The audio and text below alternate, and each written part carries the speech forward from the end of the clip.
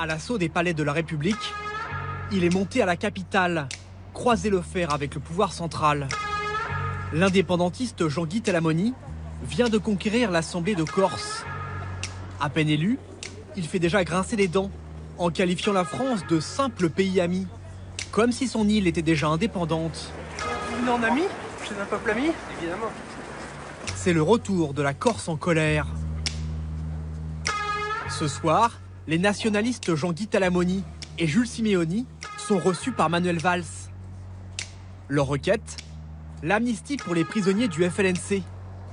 Ils veulent aussi faire réécrire la Constitution pour plus d'autonomie. Après 2 heures de discussion, le Premier ministre n'a rien lâché aux élus. À peine sorti, Jean-Guy Talamoni s'adresse évidemment d'abord aux siens et s'offre une interview dans sa langue, sous les fenêtres du Premier ministre.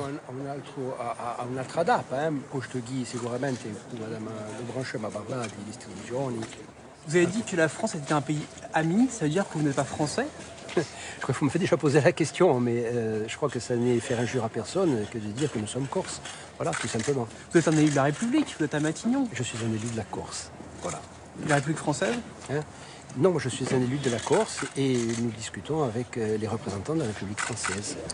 La Corse, l'enfant terrible de la République. 40 ans que les indépendantistes corses font la une de l'actualité. 4 décennies de lutte armée, d'attentats et de tractations pour une Corse séparée de la France. Avec le chef historique de la vitrine légale du FLNC, Jean-Guy Talamoni, toujours en première ligne. Si le FLNC disait à contribuer à ce que ce dialogue s'instaure, eh bien il aura fait quelque chose de profitable à l'ensemble de notre peuple. Aujourd'hui, fini les attentats. En décembre, les nationalistes ont pris le pouvoir par les urnes. Une révolution sur l'île et pour parer une surprise, un coup de tonnerre. La Corse est dans la République, la Corse est dans la France. Que reproche donc à la France ces Corses qui prônent la rupture? La France est un pays colonisateur. Si on ne veut pas être colonisé. Que reste-t-il des liens entre la Corse et la République? On ne peut pas remettre en question comme ça 250 ans ou plus d'appartenance française. Voyage dans une île qui s'éloigne comme jamais du continent. À Ajaccio, voici l'imposant palais de l'Assemblée de Corse. Au 3e étage, le bureau du président. Jean-Guy Talamoni sait qu'il n'est pas prêt d'offrir l'indépendance à son peuple. En attendant, il s'en prend au symbole de la République. J'ai enlevé le portrait de l'homme, j'ai beaucoup de respect, de sympathie pour le président de la République de la France, mais enfin, mon pays c'est la Corse et je compte le remplacer par une gravure de Pascal Paul qui était notre chef d'État au XVIIIe siècle. Voilà. Monsieur Talamoni n'a pas encore d'État, mais il a déjà un gouvernement. Agnès, oui, viens. Cette syndicaliste a été catapultée ministre de l'Environnement. Oui, c'est le ministre de l'Environnement. Mais c'est comme ça que ça s'appelle un peu partout en Europe, les ministres locaux. Ça ne pose pas de problème. D'ailleurs, en Polynésie française, le même mot est utilisé. On voit bien que l'action des autorités corses aujourd'hui dépasse très largement l'action d'un conseil régional. On voit bien que nous ne sommes pas dans un conseil régional. On voit bien que la Corse n'est pas une région. 24 ans que cet avocat siégeait dans l'opposition. En Corse, la victoire nationaliste a pris tout le monde de court. L'homme va gérer 1 milliard d'euros de budget. Du haut de son perchoir, le nouveau président a encore du mal à réaliser. Ce qui nous a surpris, c'est l'ampleur de notre victoire, c'est-à-dire l'écart qu'il y a entre notre liste et la liste suivante. Ça, c'est effectivement, ça témoigne d'un soutien important des Corses. Donc, ça nous donne d'autant plus de responsabilités. Fort de sa majorité, Jean-Guy Talamoni et ses alliés ont transformé l'Assemblée de Corse en tribune de la cause nationaliste. Leur premier geste, mettre en scène la rupture avec Paris. C'était en décembre dernier. Une étonnante cérémonie en langue corse à laquelle la journaliste Ariane Chemin a pu assister. C'était un moment assez important. Les gens se pressaient devant les grilles, il y avait une file d'attente, il y avait beaucoup de gens qui étaient venus. Ça a duré d'ailleurs très très longtemps. Puis après, il y avait tout le monde au balcon, des chants. C'était une ambiance un peu meeting qui s'invitait tout d'un coup dans l'hémicycle. Jean-Guy Talamoni surprend tout le monde avec un discours martial qui sonne comme une déclaration d'indépendance. Siamo giunti qui, in cui tutti quelli che come noi hanno sempre combattuto l'autorità francese nella terra di Corsica. Domenica, votando per i nazionalisti, ha detto il popolo corso che la Corsica non era un pezzo di un altro paese ma una nazione. À la fin du discours, un élu brandit un livre du XVIIIe siècle appelant la révolte des Corses. Du jamais vu. Tous les élus sont là, ils restent assis. Et Jean-Guy Talamoni demande aux élus de l'exécutif corse, c'est-à-dire le gouvernement de la Corse, de venir dans l'hémicycle, à se réunir autour de lui et de prêter serment. Il en fait quelque chose de très solennel. Et quand on sait que la politique, sont autant des symboles que des discours, c'est un moment évidemment très important. Depuis la création de l'Assemblée de Corse, c'est un petit moment d'histoire et il le sait. Je défendrai le droit des peuples à maîtriser librement leur destin. J'en fais le serment. Ainsi soit-il. Je pense que pendant 2 ans, la priorité pour les nationalistes, ce ne sera pas des réformes de fond. C'est pour ça que les symboles ont beaucoup d'importance, parce qu'il faut aussi dire des choses aux militants, qui voudraient un peu qu'on se rende compte qu'on a changé d'époque. L'hymne corse conclut une cérémonie largement reprise par les médias. Talamoni a réussi son coup. À Paris, le Premier ministre en personne finit par réagir.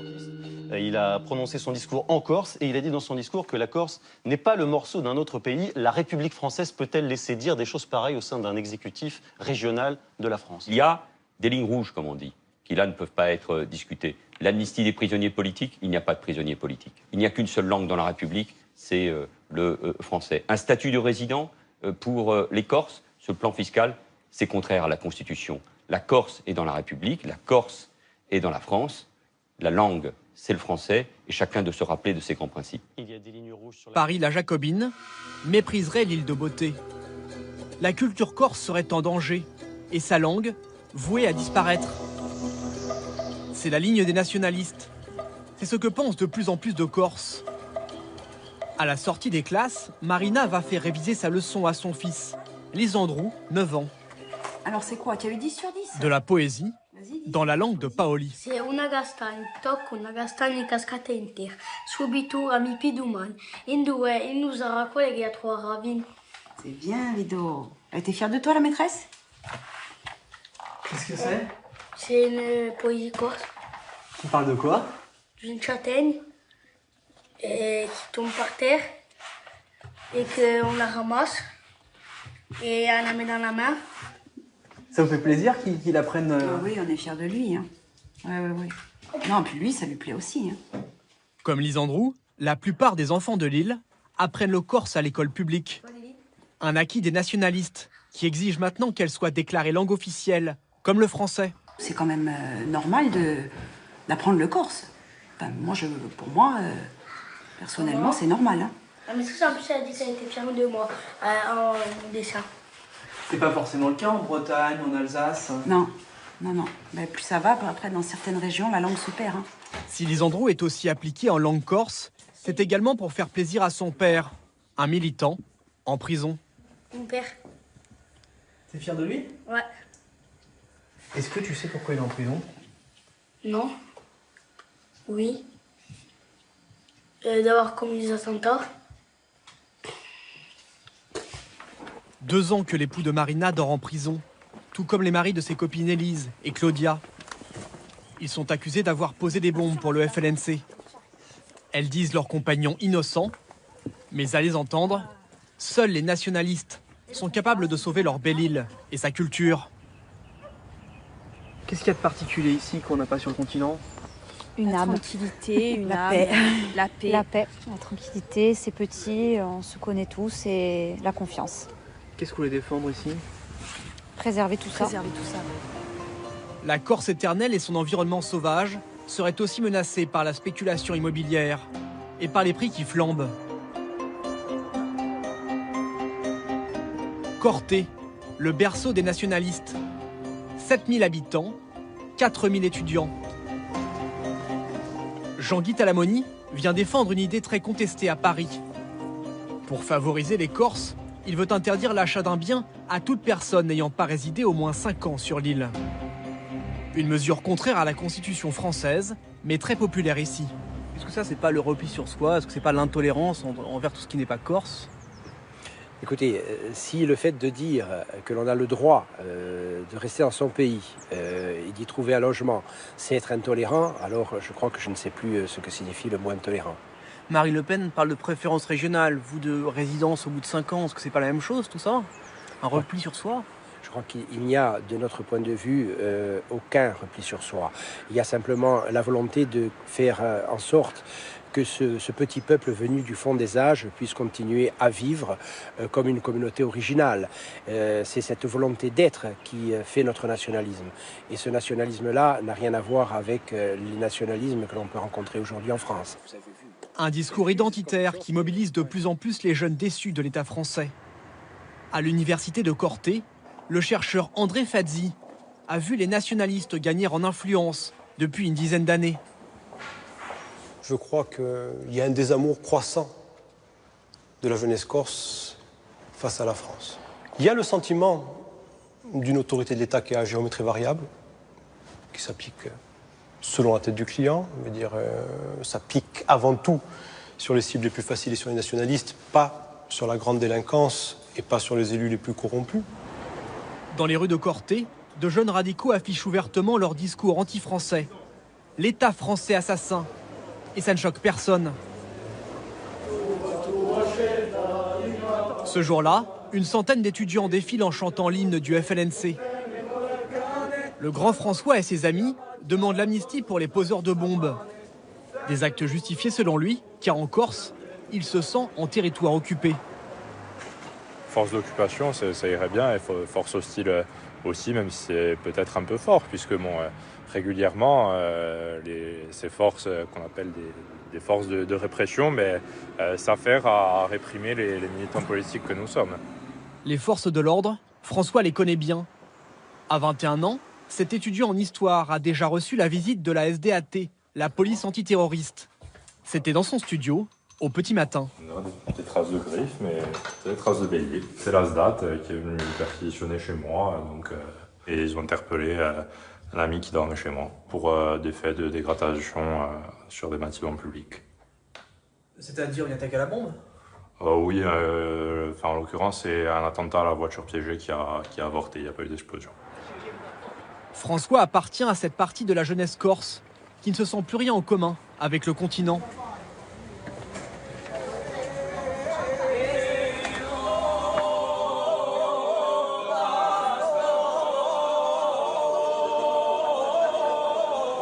Comment est-ce que vous voyez la France aujourd'hui? On veut la voir loin. Pourquoi? Chez eux. Chacun chez soi. Vous sentez... La France est un pays colonisateur. Ici, on ne veut pas être colonisé. Pour s'affranchir de la République, certains menacent de reprendre les armes.